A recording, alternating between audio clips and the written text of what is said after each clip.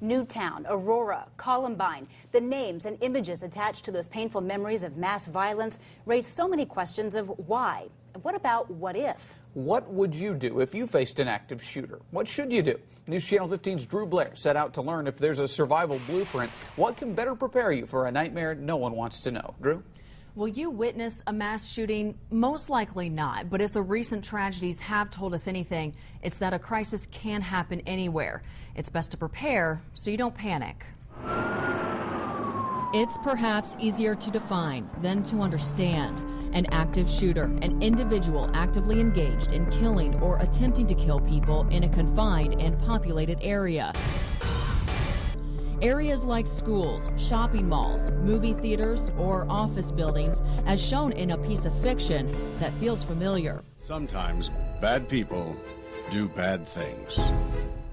Last year, the Department of Homeland Security in Houston, Texas, made headlines for a controversial instructional video. Run, hide, fight. Run, hide, fight. Your options for surviving a mass shooting.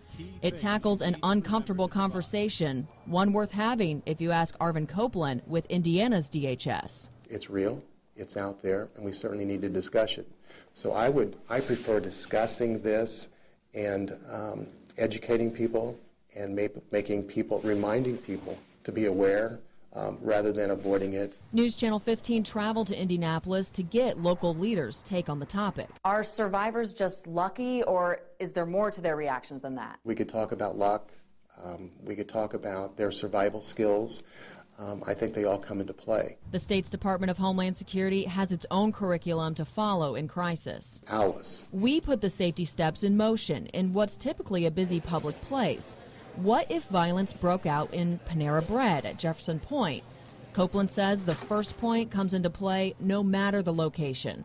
A is for alert. Be alert, be familiar with your surroundings. That includes knowing your exits, awareness of what and who are normal. People go to places that are common to them as a rule, and I believe as a rule, people know what's normal and not normal in those areas. If risk erupts, L is for lockdown. If you can't escape the area, lock yourself down, lock yourself in a room, turn out the lights, and hide. Then inform someone, anyone, about what's happening. It goes back to see something, say something, and not be afraid to bring it to the forefront and let someone know about it. When hiding isn't possible, Copeland says there might just be one option. Counter someone, you have to do what you have to do to save yourself. And frankly, there are no limits to that. Alice ends with E, and your survival. Escape, get away, do whatever you can to eliminate yourself between you and the problem. Alice, a mental routine worth repeating when tragedies aren't. It's the process of repetition. It's the process of exercise.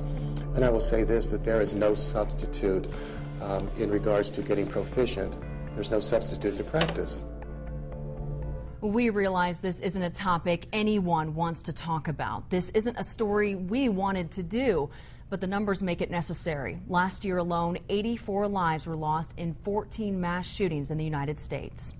In Studio 15, Drew Blair, News Channel 15.